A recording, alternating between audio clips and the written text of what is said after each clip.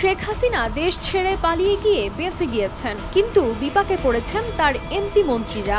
একের পর এক পালাতে গিয়েও হচ্ছেন আটক। বেরিয়ে আসছে ক্ষমতার দাপট দেখিয়ে করা নানা কুকর্ম আর অবৈধ সম্পদের হিসাব। এরই ধারাবাহিকতায় এবার অভিযোগ উঠেছে সাবেক ডেপুটি স্পিকার ও পাবনা 1 আসনের সাবেক সংসদ সদস্য শামসুল হক টুকুর বিরুদ্ধে। ডেপুটি স্পিকার হিসেবে তার প্রভাব প্রতিপত্তির ভয়ে দলের লোকেরাও মুখ খুলতেন না।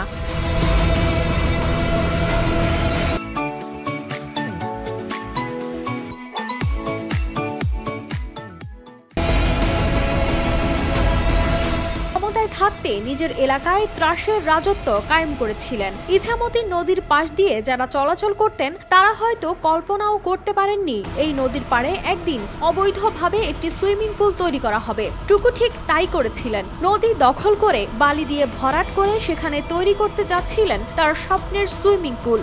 আর হুড়াসাগর নদী, সেই নদী থেকে কোটি কোটি টাকার বালু উত্তোলন করে নিজের সম্পদের পাহাড় গড়েছেন টুকু ও তার পরিবার। শুধু এখানেই শেষ নয়, তিনি বেড়া বৃষালিখা কোলঘাট বা নৌবন্দরও দখল করে নিয়েছিলেন। এখানে যারা বৈধভাবে ব্যবসা করতেন তাদের জীবনও তছনছ হয়ে গিয়েছিল টুকুর হাতে।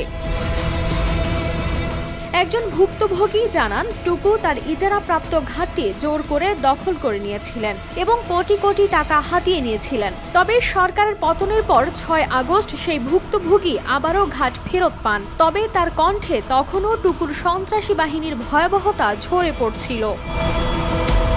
আরও একজন ভুক্তভোগী জানান, তার 20 লাখ টাকার বালুর খামারও টুকু আর তার ছেলে দখল করে নিয়েছিলেন। প্রতিবাদ করতে গেলে মিথ্যা মামলায় জড়িয়ে তাকে বাড়ি ছাড়া করা হয়েছিল। টুকুর নির্বাচনী প্রতিপক্ষ হিসেবে কাজ করা মান্নান মোল্লা জানান, কিভাবে টুকুর সন্ত্রাসী বাহিনী তার ব্যবসা প্রতিষ্ঠানে হামলা চালিয়ে সবকিছু তছনছ করে দেয়। শুধু তাই নয়, তার বিরুদ্ধেও মিথ্যা মামলা দিয়ে হয়রানি করা হয়।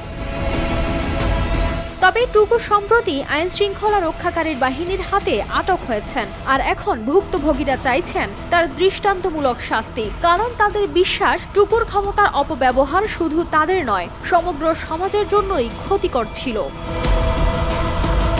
কানিস ফাতেমা শিমু, RTV।